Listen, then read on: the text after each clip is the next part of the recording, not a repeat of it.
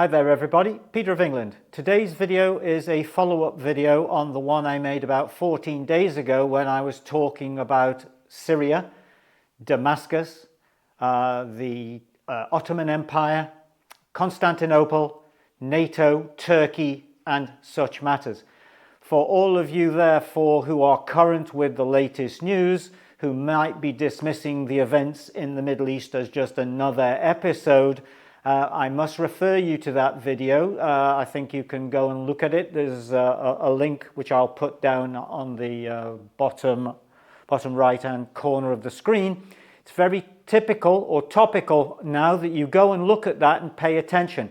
The meaning of today's video is to bring to your attention the fact that almost everything that you are consuming as far as your reality picture is concerned is deleterious to your worldview. That's because it's being manufactured. And as I made the announcement in that previous video, which was very prophetic, so it seems, what's happening now is that an end of times messianic scenario is being orchestrated so that the Muslims, the Christians, and the Jews come into some type of, should we say, final conflict, a battle, biblically mentioned, also mentioned in the Quran and in the Torah. That's an end of times Armageddon scenario. So why I'm laboring on this point is that it is going to get much more serious, and the agenda behind the situations, should we say, that present themselves now, as it seems in Syria, where a formerly terrorist defined individual has managed to depose the Assad regime, which has been in control of Syria for over 50 years, and Assad now having supposedly fled to Russia, has massive implications for the Middle East, because the land grab now that Israel is making is very contentious, and probably they will push maybe even as far through the Sinai Peninsula, maybe even look to then attack Egypt via Libya to the west, and Sudan from the south. So this is a biblical end of times capitulation whereby prophecy needs to be fulfilled. And it doesn't matter whether you, the people listening to this, believe that or not. They believe it, and this is the agenda that they want to follow. It's the stage play of dominance. So what I'm going to do today is I'm going to run through a series of scenarios that we are, well, it's actually called DOPE. It's D-O-P-E. And this is how the world governments, the Kissingers of the world, previously and still ongoingly looked upon you. What they looked upon you as dopes. So you all know what the word means. If you call somebody a dope, you're really referring to him as being an idiot, someone who's a bit foolish. It's a derivation probably from the time of when people consumed opium and they were doped up, therefore very easy to manipulate. So what it stands for really is deliberately orchestrated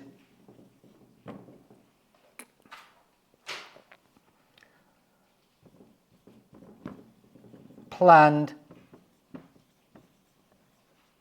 events. Okay, this is what we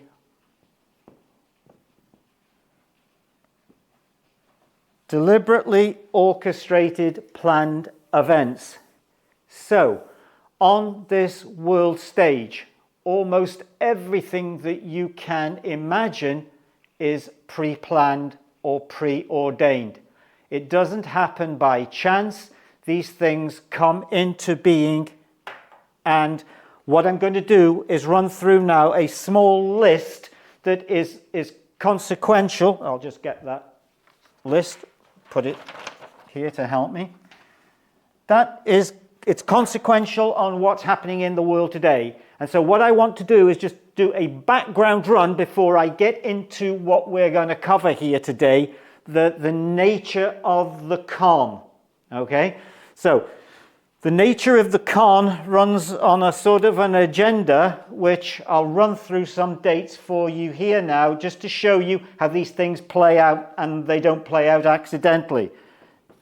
1910, we had first something called the Imperial Press Conference,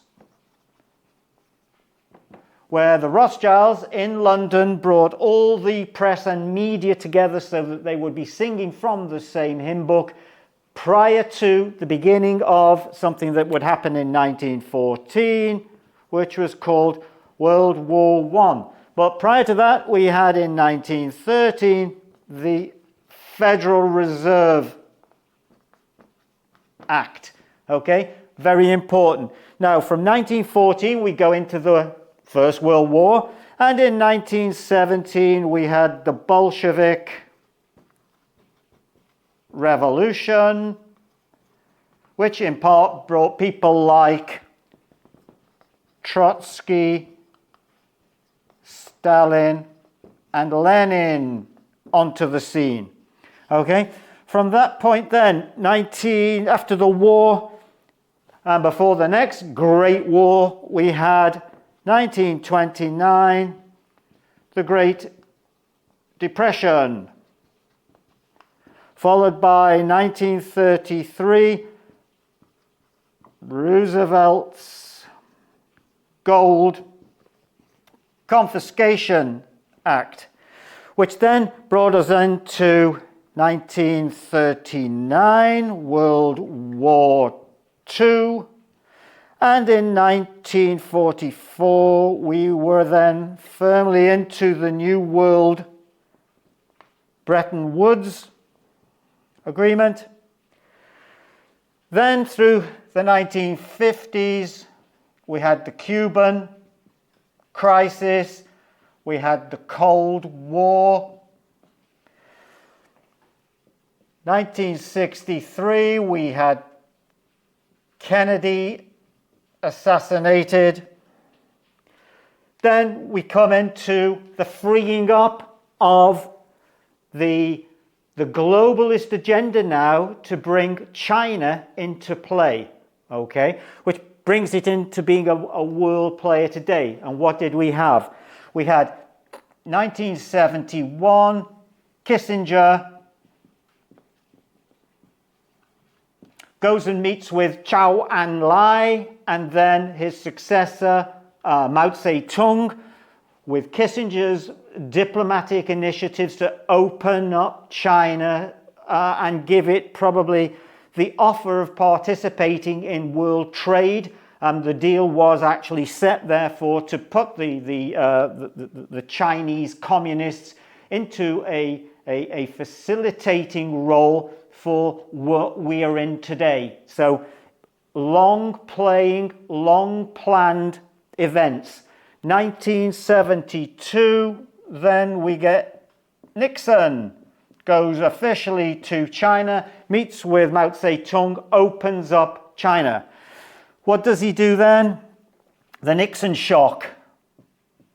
Nixon shock, S-H-O, shock.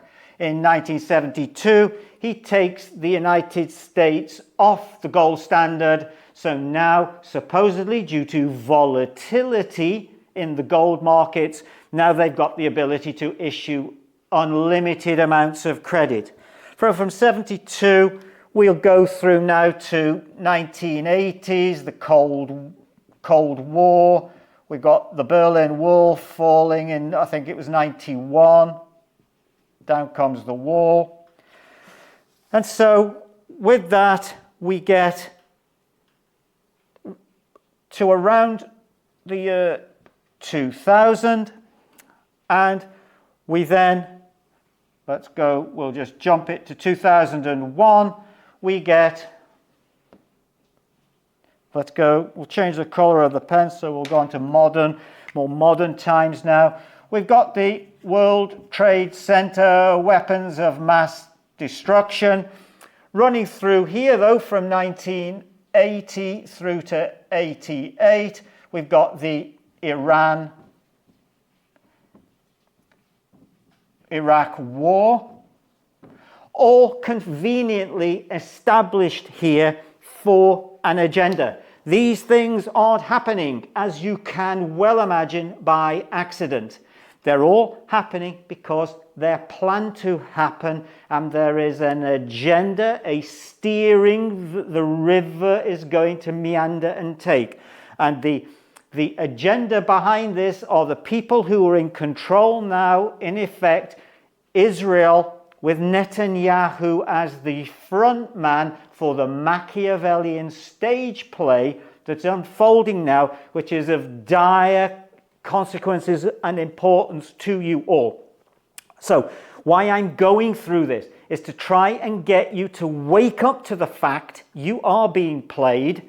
They think you are a dope, and everything that they are putting to you seemingly proves the point. Look at the World Trade Center, for example, which I am going to cover in probably the next video or the one after that.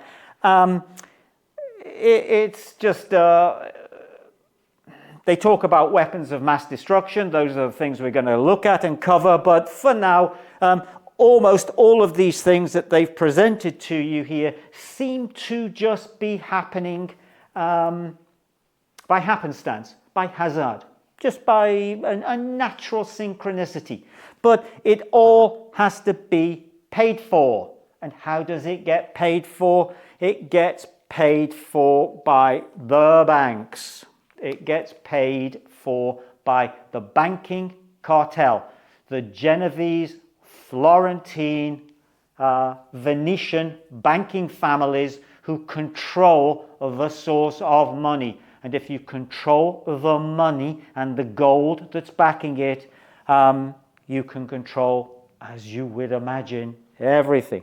So what we're running then into is, following this, we get around about, at this point here, 2001, we get something that's very pertinent to something up here, which I'm coming back to in a moment. We get someone called, I think his name is James O'Reilly, and he was working for Goldman Sachs in London.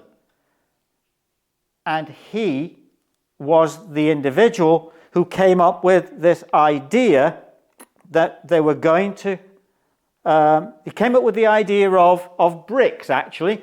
There wasn't an S on the end at the time. So what we ended up with is we ended up with a Goldman Sachs employee, James, what was his? I think it was, yeah, it was O'Neill, that was it.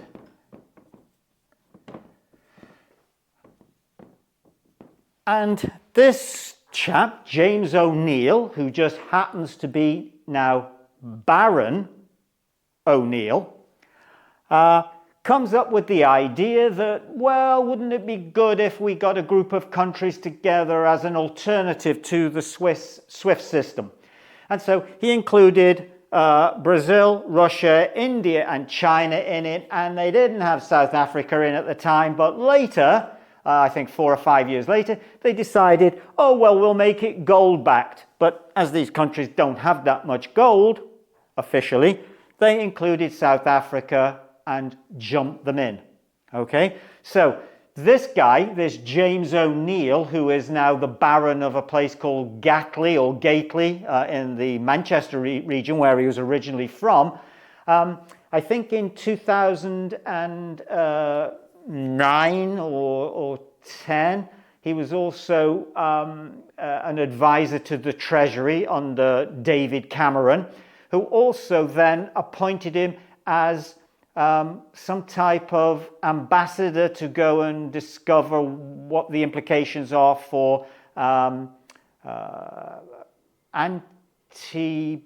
antibacterial resistant phenomenon were. So this guy's been running around. He's also part of a think tank called BRU, I think it's Bruegel in Brussels. which is a think tank that helps to operate and control and influence the European Union. So this is really what we're up against here. We've got this Goldman Sachs baron, City of London, don't forget, that's where this is based. City of London event forming BRICS. So Brazil, Russia, India, China, South Africa. No coincidence that all of their national currencies, Brazil is the real, Russia is the ruble, India is the rupee, China is the renminbi, and South Africa is the rand. All of the currencies have an R at their beginning. What does that mean? Irrelevant for now, but what a coincidence.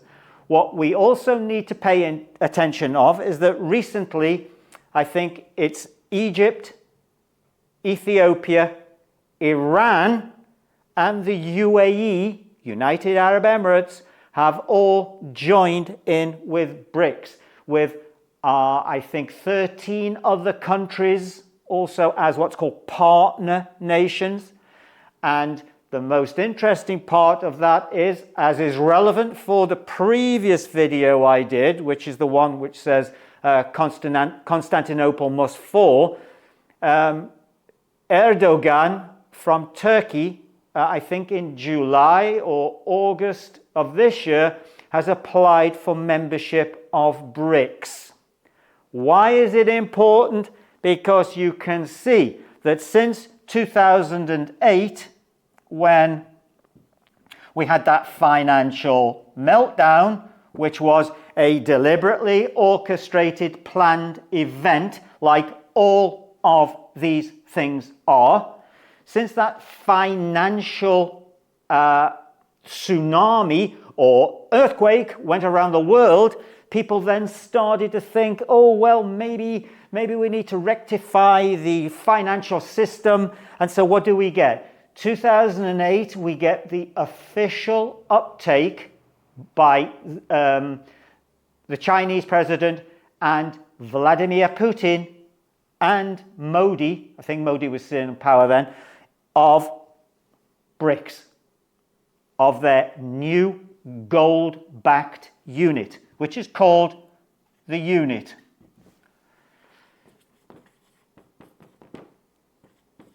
The unit, 60%, I think it's 60% gold, 40% fiat.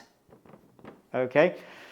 So 2008, we get the financial crisis, we get the birth of BRICS, and at the same time, we get the biggest con you can imagine.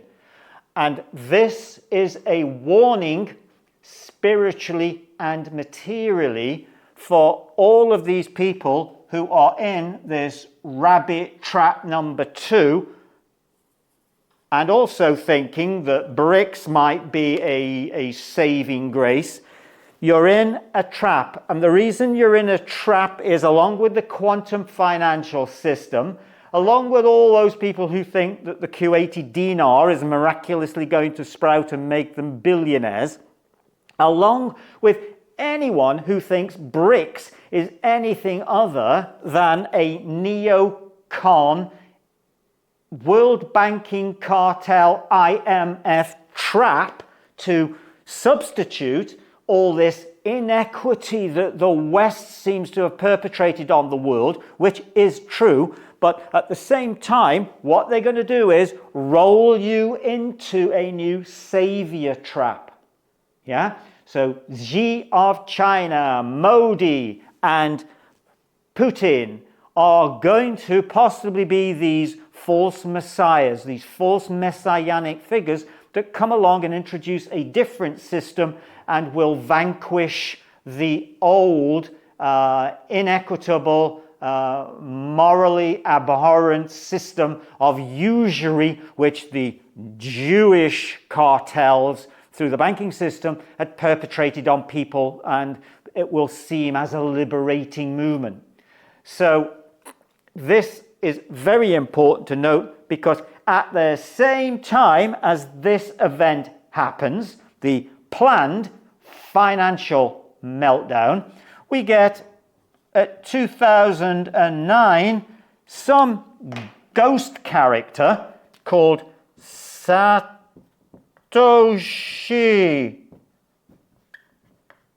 Nakamura, a CIA ghost operative who probably wasn't alive, never was living, comes along and introduces to the world this concept of shared ledger, blockchain safety, proof of work mining phenomenon with these bitcoins that go from what? We've got 2000, let's say by the time anyone knew, 10, 20. So we've got 14 years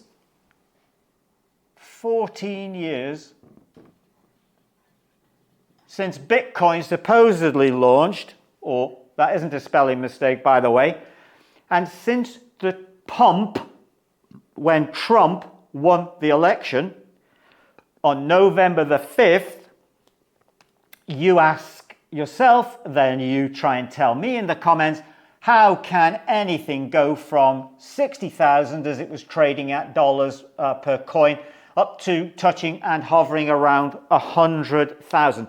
That is a 70% increase. Nothing but rubbish, nothing but bubbles, nothing but manipulation can be involved in something like that. Who can afford it, who can use it, and how can it be of any relevance? But everyone, anyone of you that are trapped in this are morally reprehensible from the fact that what you're doing is you're perpetrating and perpetuating a belief in a materialist system that can give you wealth at any cost.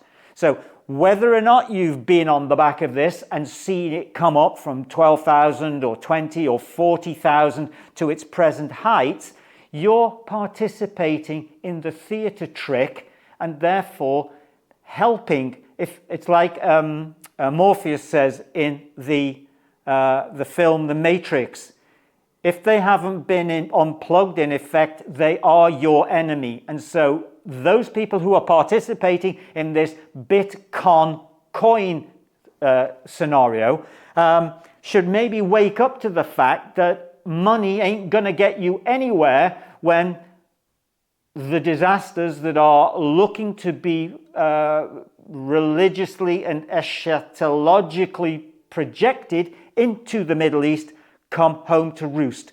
You will get wiped out on this. That is my prediction.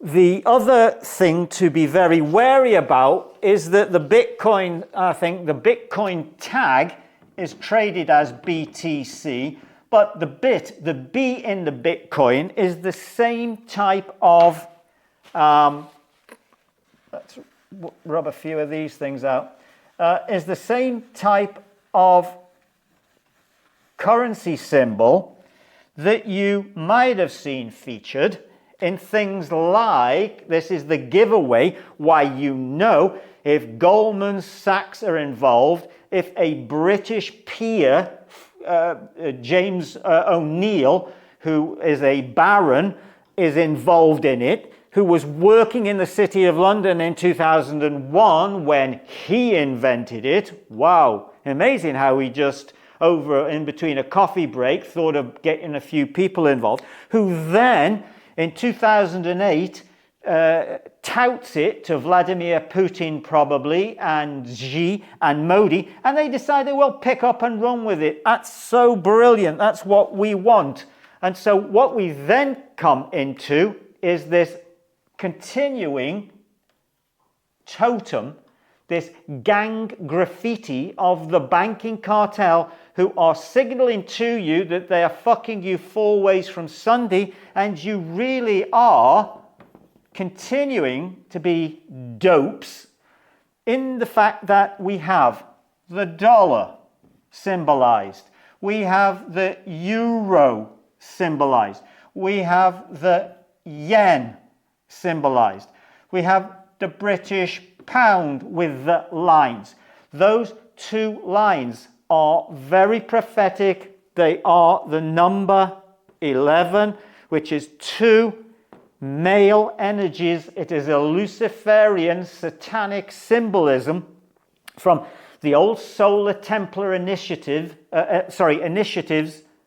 initiates, I'll get it right eventually, from the time of Atlantis, and it basically represents a male against a male, the son challenging the father for authorship, the Luciferian agenda of him setting his throne above that of God. You don't have to believe it, they operate on it, and if you believe that there are deep military underground bases, if you believe that there are child sacrifices and trafficking of human beings, then you better believe that they believe that this is a continuum of that. If you believe there is such a thing as Ghislaine Maxwell, if you believe there is an entity called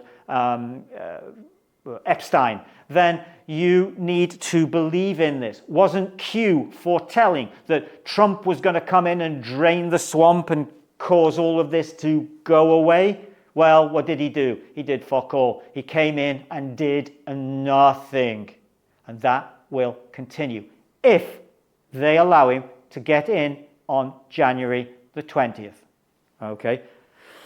So you have got this. You've also got the renminbi in China. You've also got the Russian ruble. You've got the the Indian rupee. You've got the Korean won. You've got the Swiss franc. You've got the Brazilian, real. You've got the Canadian dollar. You've got the Australian dollar.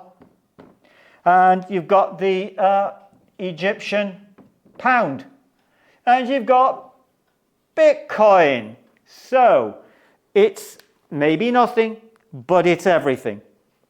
So this is why I'm concentrating on this for you now, to say that these deliberately orchestrated, planned events are there to keep you continuously on the back foot, continuously keep you confused, oppressed, and then reacting.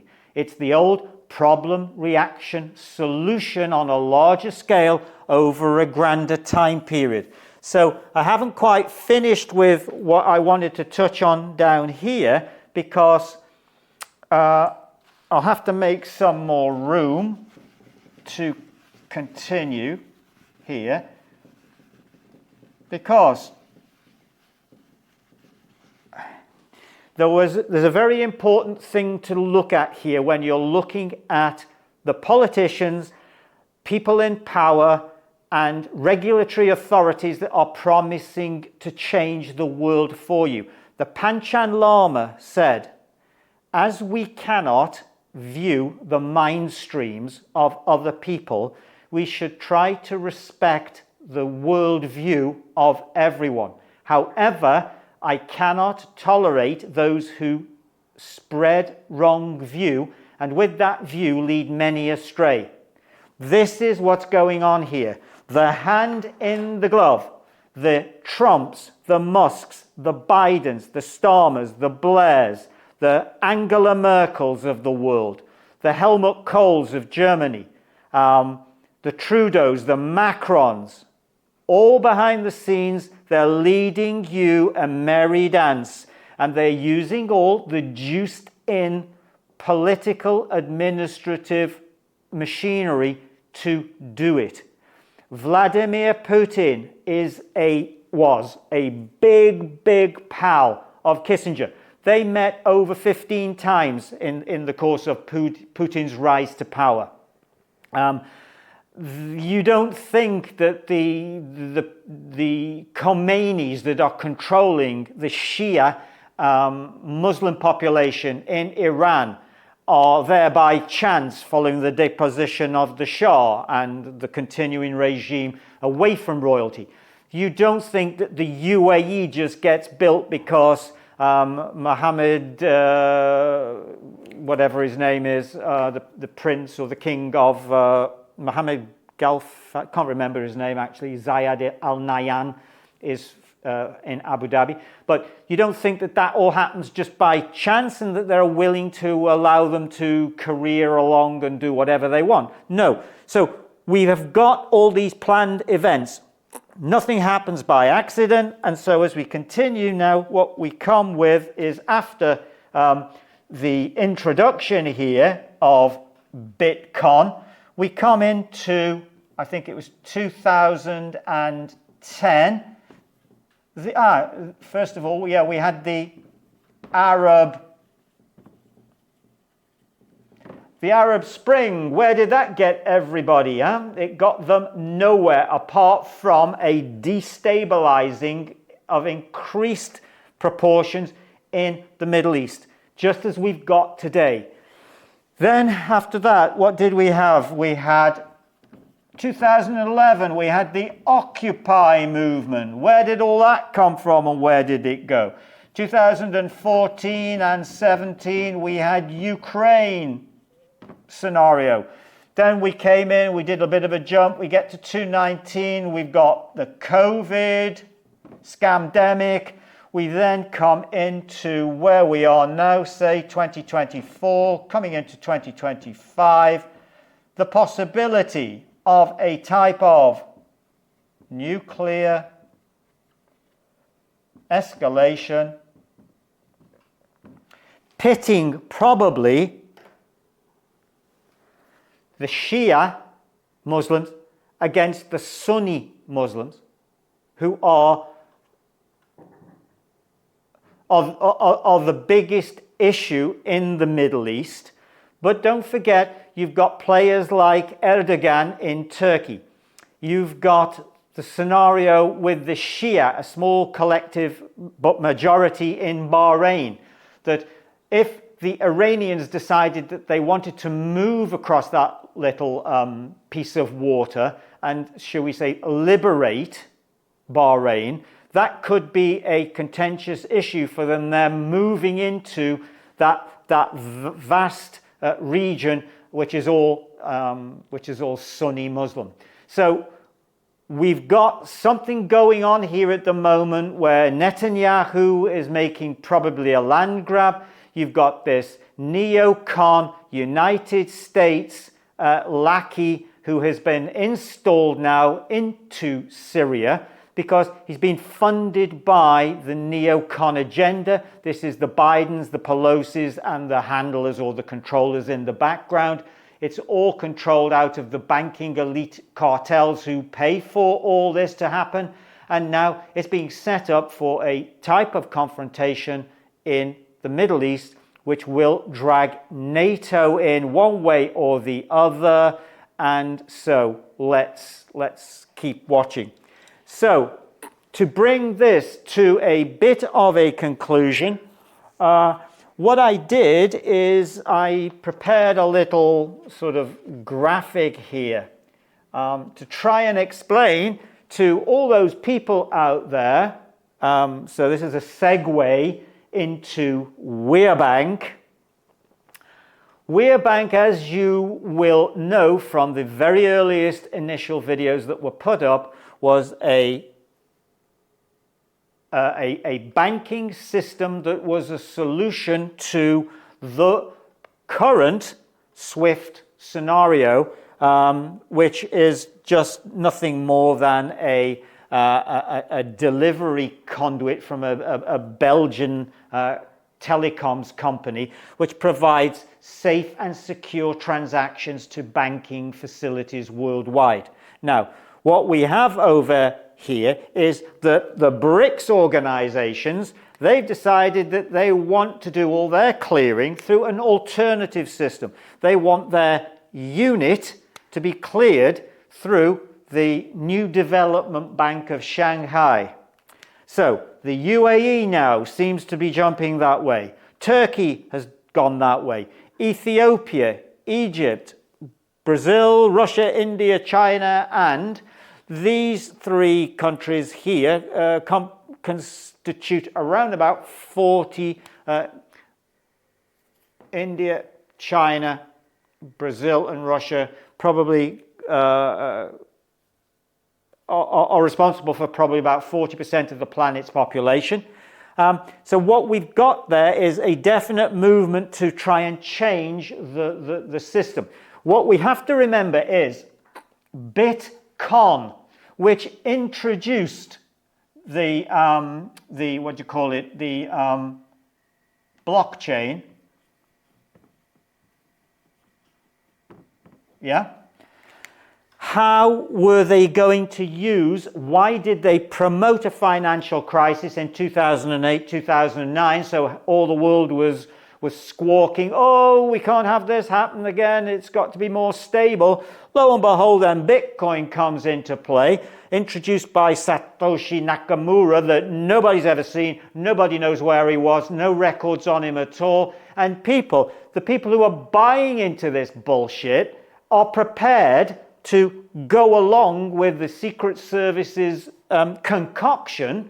It's a CIA established and invented protocol whereby now they're all running around trading something that they don't even know what it is or where it is. And what was the excuse behind it? Let's move some of this, because I'm very good, I'm in a drawing mood today. What was the, you'll all tell what this is. It's not a donkey, it's a horse. And Bitcoin sits on the back of the horse. But what delivers Bitcoin is something called blockchain. And blockchain was what they had to use to get this in preparation for their central bank digital currencies, which all operate on blockchain. And before those wise guys out there start saying, well, that's not exactly true, there's this distributed ledger phenomenon, let me assure you, whether they hit you with the left hand or whether they hit you with the right, the idea was to get this accepted and to try and make it look as if some rogue type hacker, liberal revolutionary type thinker out of Japan had come along to try and give freedom to everyone. So you would never know, in fact, you could have a settlement on what's called a spot of time without any third-party involvement. So that's as much as I want to cover today, except to say that what we have here through WearBank, and this is something I'll reveal probably in 2025, I am going to make a deliberate attempt to take this group of bandits to town. At the same time, this group of bandits to town, take them to town. Yeah, it's an expression. I think you'll know what it means. Because what we've got here are left and right hands in the same glove punching, trying to convince you that this is the way to go. Go with BRICS. That's going to be the alternative clearing system, and we want to eradicate SWIFT because that pays for all the evil in the world. The big problem is that China here is a principal contributor to the very system they want to close down here, and which is something called the SDR, special drawing rights, of which the euro and the United States dollar, the renminbi, the Japanese yen are included in. So there's the SDR. So they're in both camps. It should tell you something. They're major contributors to the SDR, and they are sitting in an opposing camp at one and the same time. So what WearBank is looking to do is it already has something called the RE, which many people have dismissed, especially when we started in 2015, saying, oh, that the promissory note that WearBank is asking its members to fill in has no value whatsoever. They might as well be using coffee beans or making up promissory notes on their table.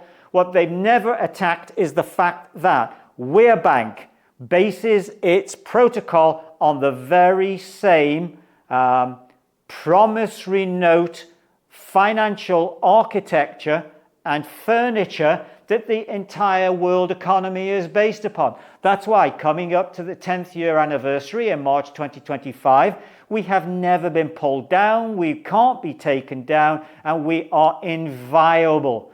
You might refer it to Banco Ambrosia, the food of the gods. We can easily say it's protected. So this is why I'm trying to put all this together, that you people out there, whoever you are listening to this, have got to start wising up and wising up quickly. This video isn't a cat video. It isn't one about how to put your makeup on. It isn't about just listening to some talking head like Tucker Carlson, Joe Rogan, Russell Brand, or David Icke. These are solutions. This is what's happened. The solutions that come out of the intelligence behind this, and therefore the few of you that manage to listen to the words of wisdom that are coming through here need to start paying attention if you want to come out of this without the feeling that somebody's put your head in a spin dryer and stuck a fire rocket up your arse. That's how bad it has potentially the possibility to become.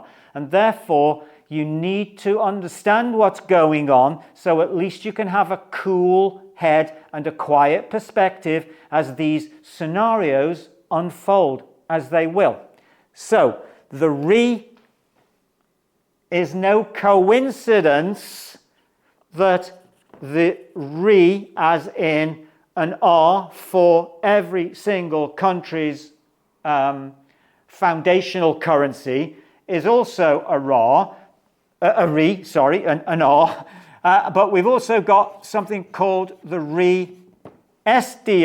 What I am doing is I am combining their toxic plan with the toxicity of this SDR particularly, and we will create something called a RE-SDR, which will be in and of itself backed by promissory notes and the validity of the individuals who are behind this, which we will go into next time. So thanks very much for listening. It was a little bit longer than I planned, but I had a lot to cover, and I know it will be of great interest to you all going forward.